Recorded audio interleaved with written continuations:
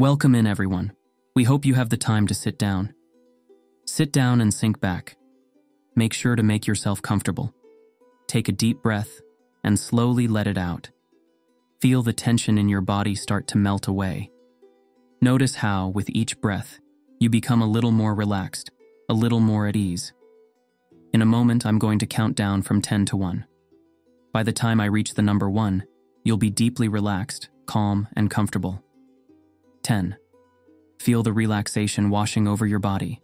9, 8, 7, 6, 5. Halfway there, deeper and deeper with every word I say. 4, 3, 2, 1. You are now deeply relaxed, ready to follow my voice wherever it may lead. Poland. You are now in Poland.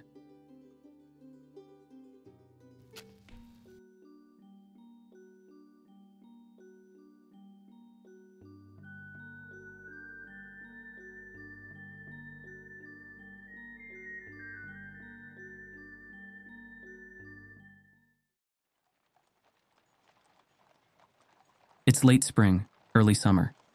The air is cool yet filled with the scent of blossoming flowers and fresh crops. The date is May 10th, 1978. A humble farmer, John Wolski, is making his way back home, riding on a cart pulled by his newly purchased mare. He had spent the day in a neighboring village, bringing his mare to mate with a local stallion.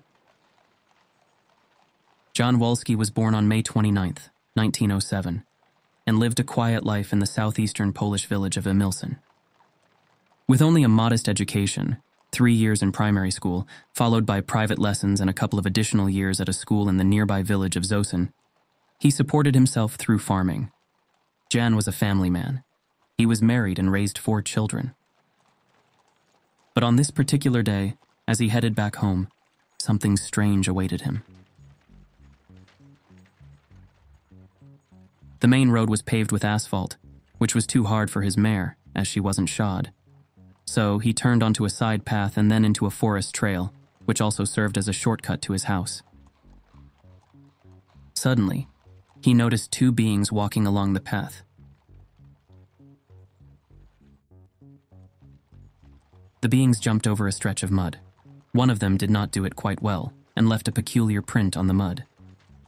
At first glance, they seemed like ordinary people, and they didn't appear to notice him either. But as his cart drew closer, they turned their attention to him and gradually slowed their pace. One of them stepped to the left and the other to the right, parting to allow Wolski and his cart to pass between them. What happened next caught him completely off guard. Without hesitation or a word, the 2 beings jumped onto the moving cart. Wolski, seated in the middle, felt them position themselves directly behind him. Their legs hung down, almost casually, as though hitching a ride in this way was natural to them. While Wolski found this unusual, he didn't react with fear or suspicion.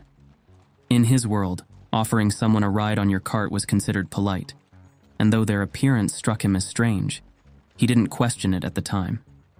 After all, he had no idea who or what they truly were. He then noticed their characteristic features: greenish faces, slanting eyes, a slit instead of a mouth, black uniforms, slightly similar to those of scuba divers, and little fins between their fingers. They spoke in high-pitched voices, communicating with each other in a rapid, unfamiliar language that Wolski couldn't understand. At first, John thought they might be Chinese, with their faces oddly painted green for some reason.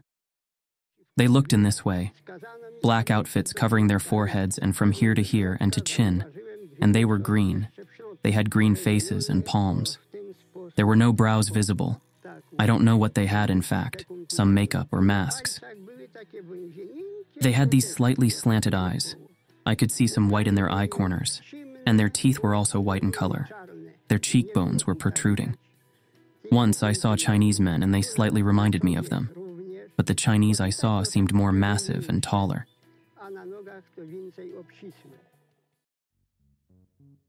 They had been driving ahead for some time, with the 2 beings sitting silently inside the cart. When Wolski and his cart arrived at a clearing, he noticed something strange, an object hovering off to the right. It was almost motionless, except for a slight, gentle movement up and down. Metallic in appearance, the object reminded Wolski of a bus, though its shape was more like a cubicle, with strange whirls at the corners. What struck him most was the silence. The craft made no sound at all. Its surface was smooth, without a single visible joint or seam. In more technical terms, it could be described as a geometrical solid, perfectly composed and almost unnatural in its precision. The base was like a parallelepiped, topped by a cambered surface, perhaps a cylindrical longitudinal section. The parallelepiped part had brackets adjusted to each of its vertical corners right in between. Yet those brackets were not perfectly cylindrical, having a barrel-like appearance. From those brackets emerged up and down long poles, similar to a drill thread, spinning all the time. Also, in a more technical language, they had the shape of very long conical volute. Their extension above and under each bracket was about 1.5 meters, having a maximum diameter of about 30 centimeters. Then, the beings ordered me to stop. Not with words, but with a gesture, a signal with their hands. I understood and began slowing the horse, urging it to stop. But one of them, one of these strange beings, reached out and caught the reins, pulling them back as if urging the horse to halt even quicker. The horse was frightened by the craft looming nearby.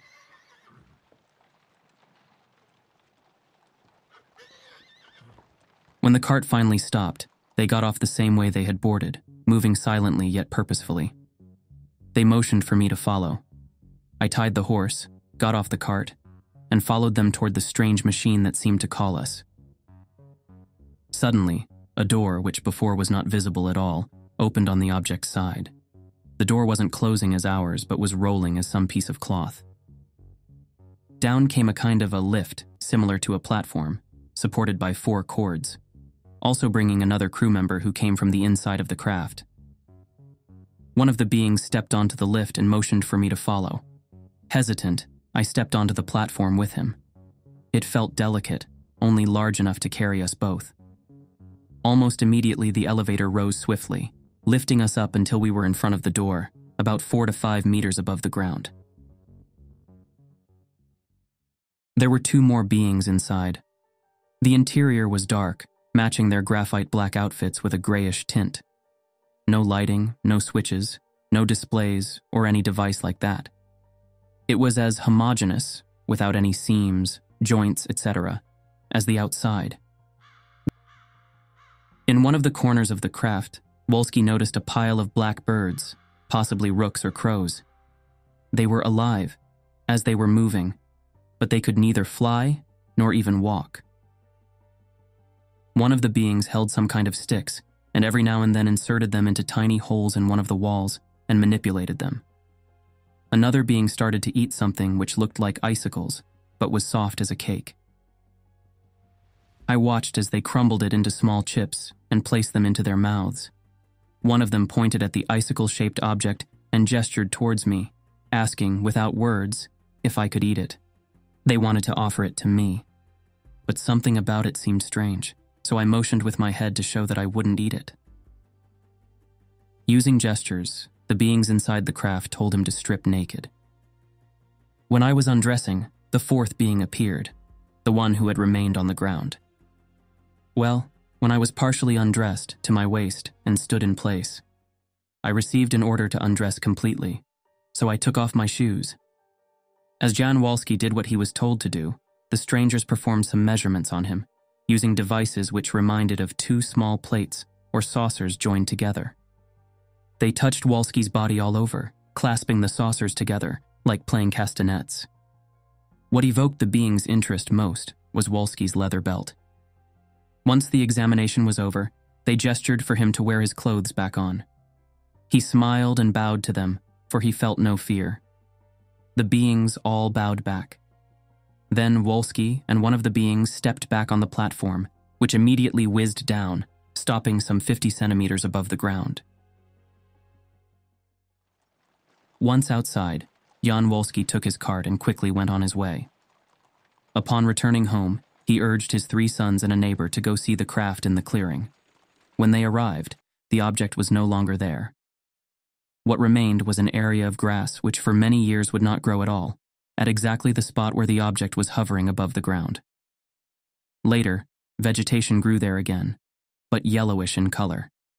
This area is still visible up to this day, although it's no longer very distinct. This is the kind of report where people like Wolski would appear as the sole protagonist. However, surprisingly, he was not. Other people from the neighborhood encountered either the beings or their craft, or both, but in different circumstances.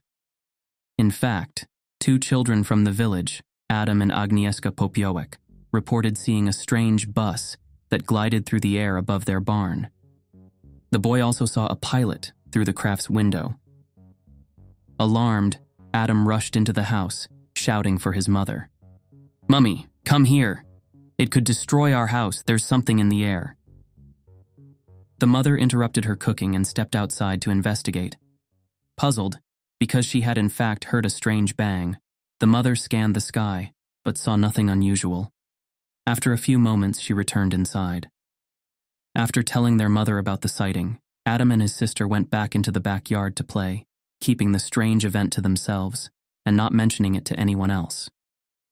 Sometime later, Adam's mother heard from a neighbor about Wolski's abduction by strange beings.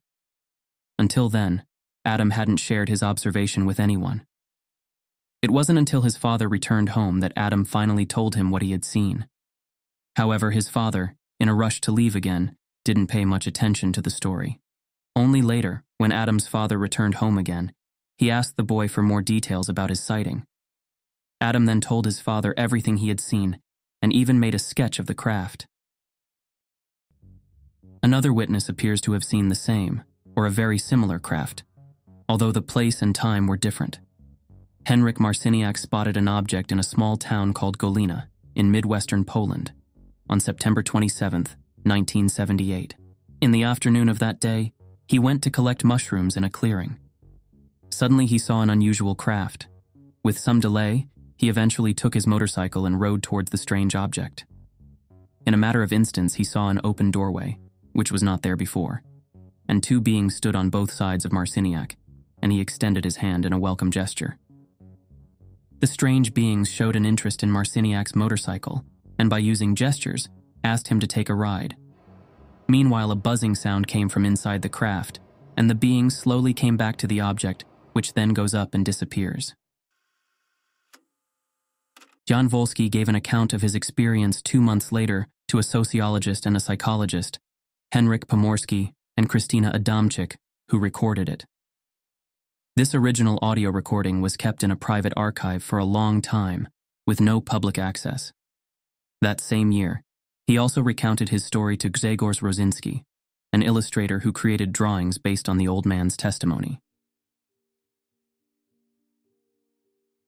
We have established a gallery of witnesses, and it becomes clear that Jan Wolski isn't the only key figure in this unfolding mystery.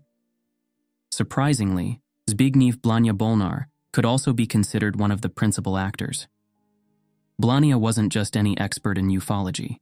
He was the one to lead a team of researchers from various professional fields, including psychiatry, psychology, biology, hypnosis, medicine, and physics, to conduct a thoroughly well-documented investigation into the Emilcin event. During this investigation, Blania ruled out the possibility that Wolski had fabricated the story or merely dreamed it. During the investigation, Blania discovered several facts that corroborated Jan Wolski's account, such as traces left by the flying object and the creatures, of which he made plaster casts. The small footprints corresponded to the boots the creatures were said to have worn, according to Wolski. Despite the lingering mystery of what or who Wolski truly encountered, Blania felt it was proven beyond doubt that Jan Wolski described exactly what he had seen and experienced. The results of the research were meticulously documented in his book, An Event in Emilcin.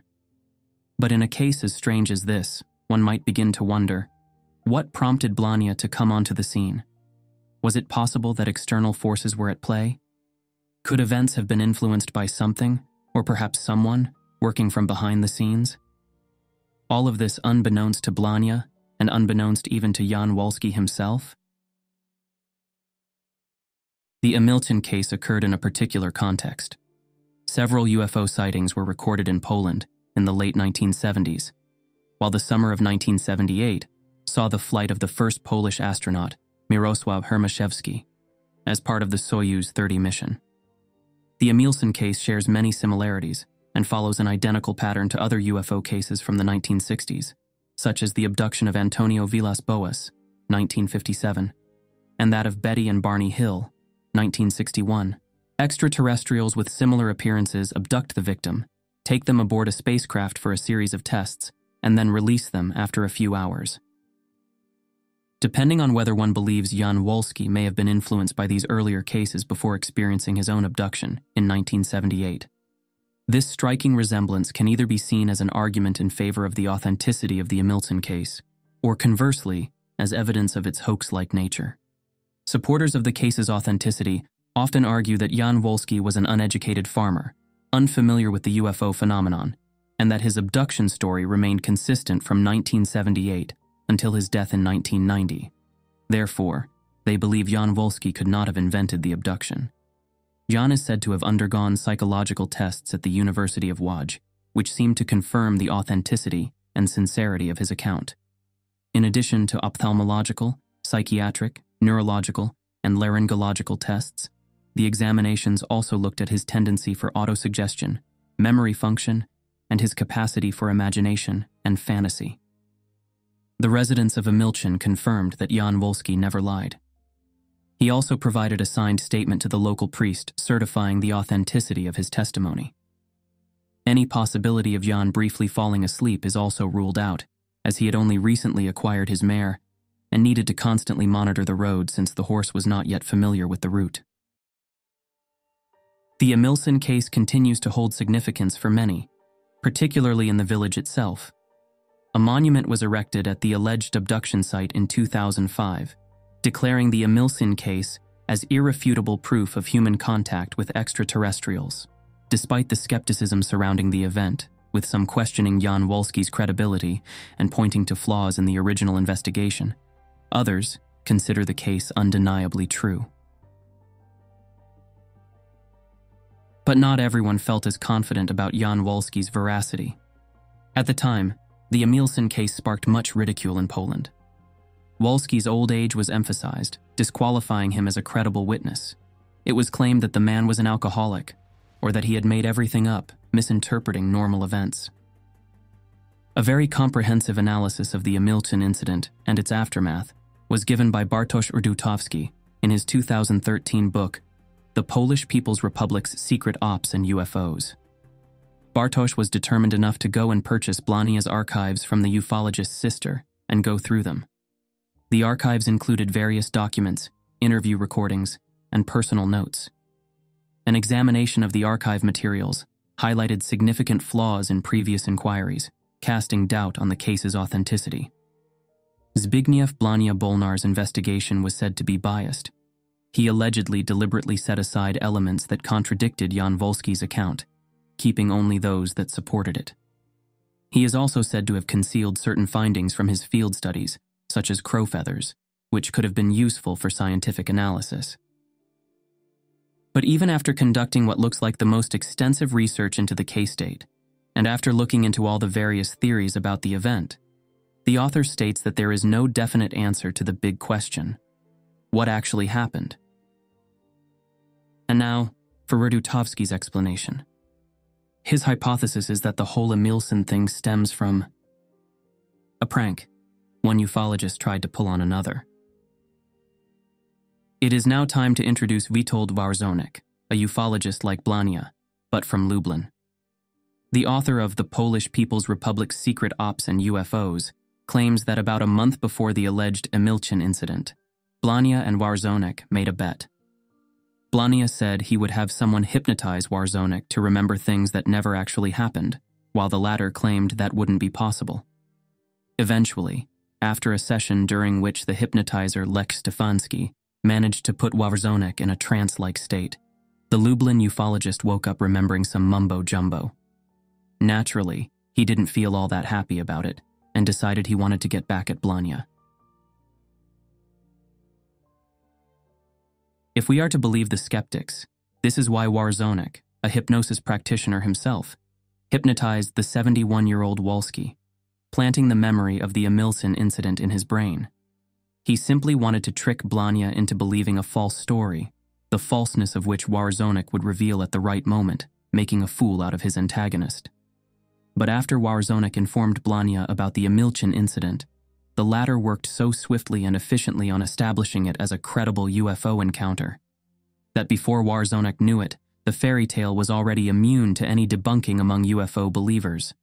So it seems that Warzonek's meticulous intrigue was gone, substituted by a myth about Emilcin aliens that just wouldn't go away. To this day, every May, UFO believers from across Poland gather in Emilcin to commemorate what they believe was an extraterrestrial visit. The monument that was erected in 2005 resembles the famous monolith from 2001, A Space Odyssey. The metal cube balanced on top of a rock stands as a tribute to the 1978 encounter, drawing curious onlookers and believers alike. The inscription on it reads, "The truth will astonish us in the future."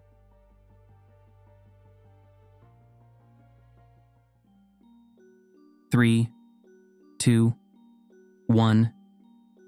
Time to sit up and stretch. Now tell us what you think about this curious case. Thank you for watching. If you enjoy what we're doing, feel free to subscribe, like, or comment. We create this channel exclusively in our free time, so all support is greatly appreciated. This week, we want to extend a special thanks to Attila Sabo and Blue JM for buying us coffee on buymeacoffee.com. Thank you. Want to support our work too? Visit buymeacoffee.com/storieslost or our Patreon page. Links are in the episode description. See you next week.